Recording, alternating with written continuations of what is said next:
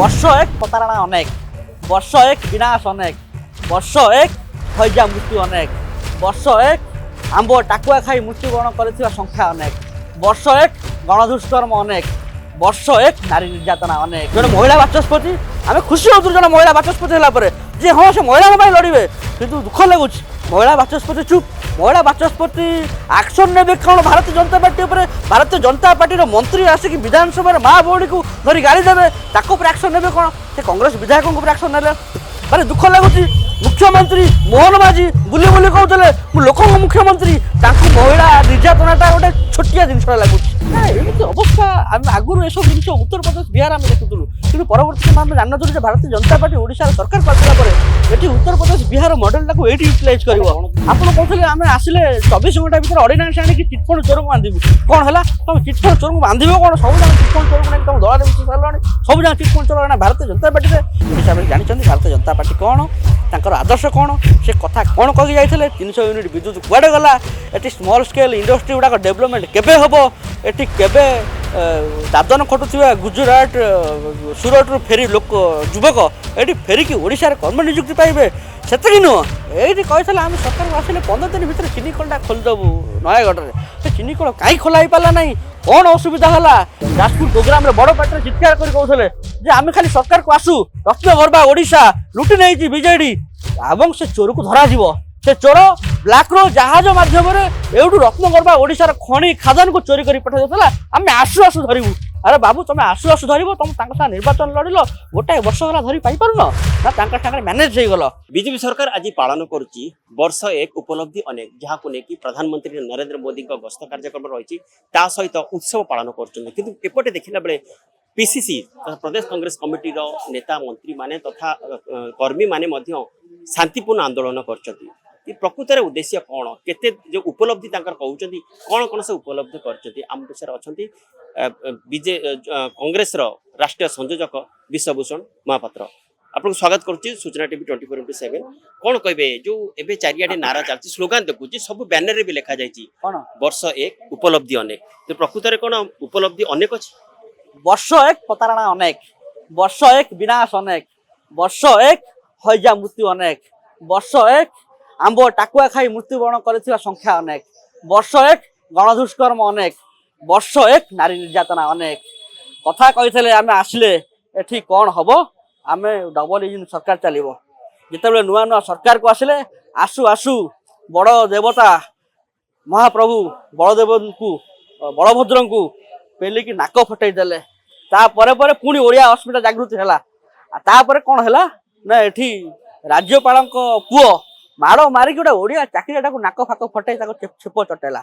ଇଏ ହେଉଛି ଉପଲବ୍ଧି, ଇଏ ହେଉଛି ବିକାଶ। ଇଏ ବଳଭଦ୍ରଙ୍କୁ ପେଲି ଫୋପାଡ଼ି ଦେଲେ, ଆଉ ରାଜ୍ୟପାଳଙ୍କ ପୁଅ ମାଡ଼ ମାରିଲେ, ଏଠି ନାରୀ ନିର୍ଯାତନା ବଢ଼ିଲା। ଏଭଳି ଅବସ୍ଥା ଆମେ କେବେ ଭାବିନଥିଲୁ। ବାରମ୍ବାର ଆମେ କହି ଆସୁଥିଲୁ, ଆପଣ ମନେ ଥିବ ମାର୍ଚ୍ଚ 27 ଯେତେବେଳେ ବିଧାନସଭା ଘେରାଉ ହେଉଥିଲା, ସେତେବେଳେ ଆମେ କହିଲୁ ଆପଣ ଖାଲି ଗୋଟିଏ କାମ କରନ୍ତୁ ଯେ ଗୋଟେ ହାଉସ୍ କମିଟି ତିଆରି କରିଦିଅନ୍ତୁ। ନାରୀ ନିର୍ଯାତନା ଯୋଉ ରେଟ୍ରେ ବଢୁଛି, ନାରୀ ଧର୍ଷଣ ଯୋଉ ରେଟ୍ରେ ବଢୁଛି, ନାରୀ ବଳାତ୍କାର ଯୋଉ ରେଟ୍ରେ ବଢୁଛି, ଆକୁ ତଦାରଖ କରିବା ପାଇଁ ଗୋଟେ ହାଉସ୍ କମିଟି ତିଆରି କରାଯାଉ। ହାଉସ୍ କମିଟିରେ ବିଜେଡି ବିଜେପି କଂଗ୍ରେସ ସବୁ ରାଜନୈତିକ ଦଳର ବିଧାୟକ ରହିବେ।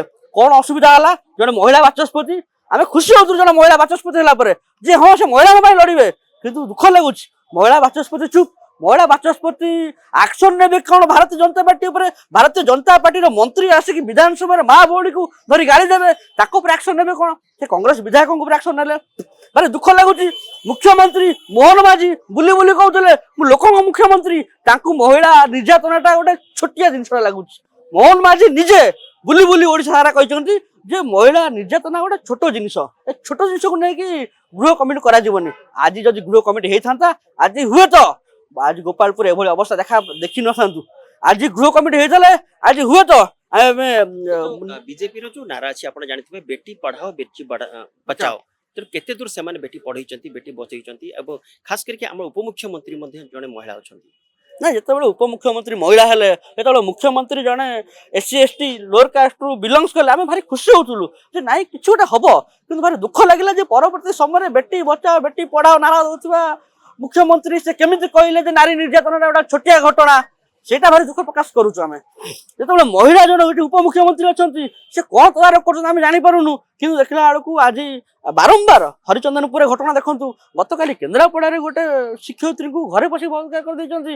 ଆପଣ ହରିଚନ୍ଦନପୁରରେ ଘର ବଳାତ୍କାର, ମୁଖ୍ୟମନ୍ତ୍ରୀଙ୍କ ପଡୋଶୀ ଗାଁରେ ବଳାତ୍କାର, ଗୋପାଳପୁର ବିଚରେ ରଜ ଉତ୍ସବ ଚାଲିଛି, ଝିଅ ମାନଙ୍କର ପର୍ବ ରଜ ପର୍ବ, ସେମାନେ ଯାଇଛନ୍ତି ପାଳନ କରିବା ପାଇଁ, ସେଠି ବଳାତ୍କାର ହବ ନା? ଏମିତି ଅବସ୍ଥା। ଆମେ ଆଗରୁ ଏସବୁ ଜିନିଷ ଉତ୍ତରପ୍ରଦେଶ ବିହାର ଆମେ ଦେଖୁଥିଲୁ, କିନ୍ତୁ ପରବର୍ତ୍ତୀ ସମୟ ଆମେ ଜାଣିନଥିଲୁ ଯେ ଭାରତୀୟ ଜନତା ପାର୍ଟି ଓଡିଶାର ସରକାରକୁ ଆସିଲା ପରେ ଏଠି ଉତ୍ତରପ୍ରଦେଶ ବିହାର ମଡେଲଟାକୁ ଏଇଠି ୟୁଟିଲାଇଜ କରିବ।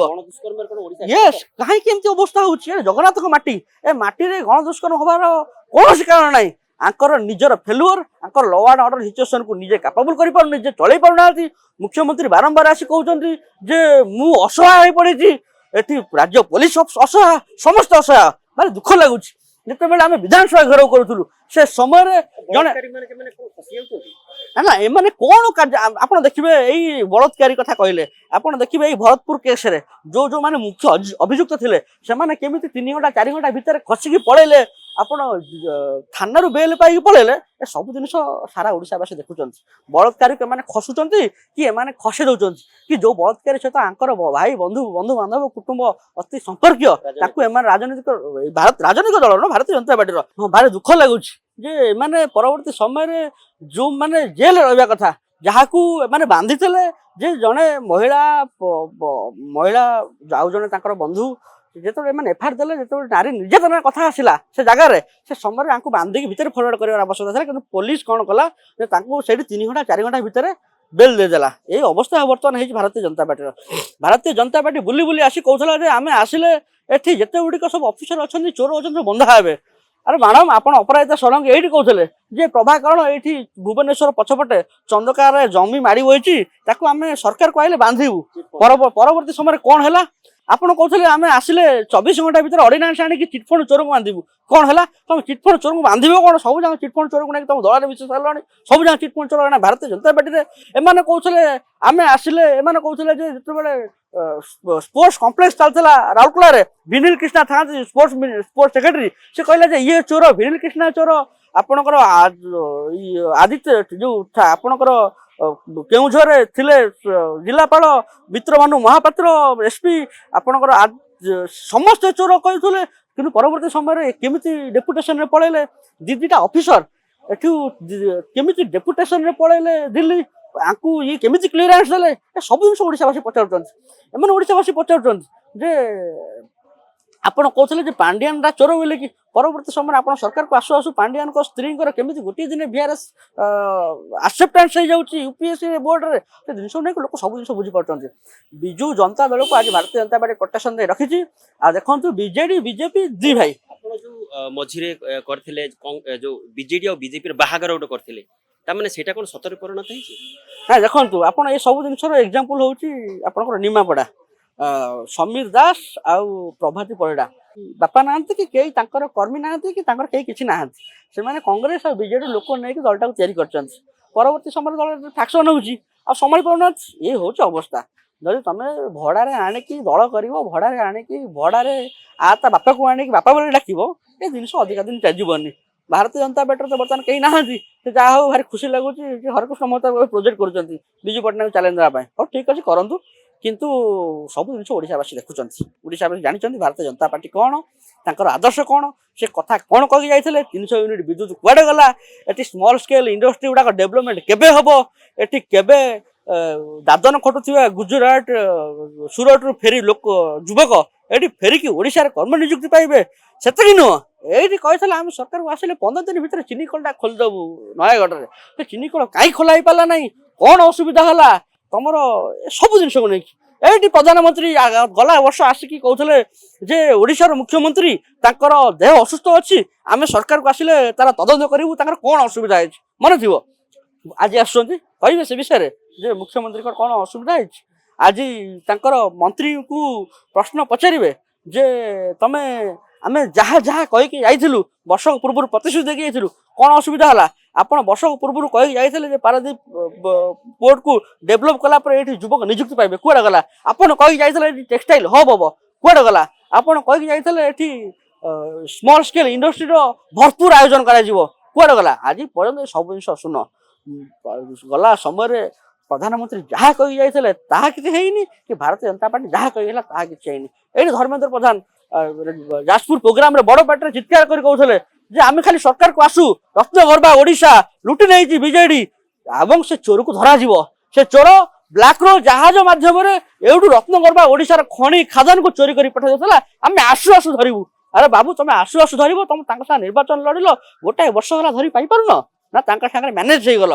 ଭାରତୀୟ ଜନତା ପାର୍ଟି କେମିତି କେମିତି କୋଉ କୋଉ ଜାଗାରେ କୋଉଠି ବିଜେଡି ସାଙ୍ଗରେ ମ୍ୟାନେଜ ହେଇଛି ସବୁ ଜିନିଷ ଲୋକ ଜାଣିଛନ୍ତି। ଲୋକ ମୂର୍ଖ ନୁହନ୍ତି। ଲୋକ ଗୋଟେ ପାଣ୍ଡିଆନ ଗୋଟେ ଫ୍ୟାକ୍ଟ ହେଲା ବୋଲି କି ଗୋଟେ ଫ୍ୟାକ୍ଟରକୁ ନେଇକି ଲୋକ ସତ୍ତା କେମିତି ବଦଳାଇ ଦେଲେ ଲୋକ କେହି ଭାବି ନଥିଲେ, ସେମିତି ଲୋକ ସବୁ ଜିନିଷ ବୁଝିଛନ୍ତି।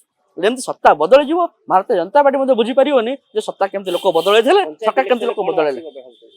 ଶୁଣନ୍ତୁ, ଆପଣଙ୍କର 2022 ପଞ୍ଚାୟତ ଇଲେକ୍ସନରେ କେହି କହିଥିଲା ଯେ ଭାରତୀୟ ଜନତା ପାର୍ଟି ସରକାରକୁ ଫେରିବ ବୋଲିକି? କେହି ଜାଣିନଥିଲେ। କିନ୍ତୁ ତା ପରବର୍ତ୍ତୀ ସମୟରେ ବିଜୁ ଜନତା ଦଳର ଏମିତି ପଟାଙ୍ଗ ହବ କେହି ଭାବିନଥିଲେ। 10ଟାରୁ 30ଟା ଯାକ ଡିଷ୍ଟ୍ରିକ୍ଟ ଚେୟାରମ୍ୟାନ୍ ଥିଲା ବିଜେଡି ପାଖରେ, କିନ୍ତୁ ସରକାର ନଥିଲା। ଠିକ ସେମିତି ଆପଣ ପଞ୍ଚାୟତକୁ ଭାବନ୍ତୁନି। ପଞ୍ଚାୟତ ଇଲେକ୍ସନ କଥା କହିଲେ ଆପଣ ଜାଣିଥିବେ ୟୁପିରେ ମାୟାବତୀ ପଞ୍ଚାୟତ ଇଲେକ୍ସନ ଲଢନ୍ତିନି, କିନ୍ତୁ 3 ଥର ମୁଖ୍ୟମନ୍ତ୍ରୀ। ପଞ୍ଚାୟତ ଇଲେକ୍ସନର କିଛି ଇମ୍ପାକ୍ଟ ନଥାଏ। କିନ୍ତୁ ତାପରେ ମଧ୍ୟ ଆମେ କହିବୁ ପଞ୍ଚାୟତ ଇଲେକ୍ସନରେ ବହୁତ ଭଲ ପରଫର୍ମାନ୍ସ କରିବ କଂଗ୍ରେସ, ଏବଂ କଂଗ୍ରେସ ଗୋଟେ ଫ୍ରଣ୍ଟ ଫୁଡକୁ ଆସିବ, ସେକେଣ୍ଡ ଅପୋଜିସନକୁ ଆସିବ, ଏବଂ 2029 ସରକାରକୁ ଆସିବା ପାଇଁ ଯାହା ଯାହା କରାଯାଇପାରିବ ସବୁ ଜିନିଷ କଂଗ୍ରେସ କରୁଛି ଏବଂ କଂଗ୍ରେସ କରିବ। ଏବଂ କଂଗ୍ରେସ ଲୋକଙ୍କର ଆସ୍ଥା ଭାଜନ ହବ। ଲୋକ କଂଗ୍ରେସକୁ ଭୋଟ ଦେବେ, କଂଗ୍ରେସ ସରକାର କରିବ।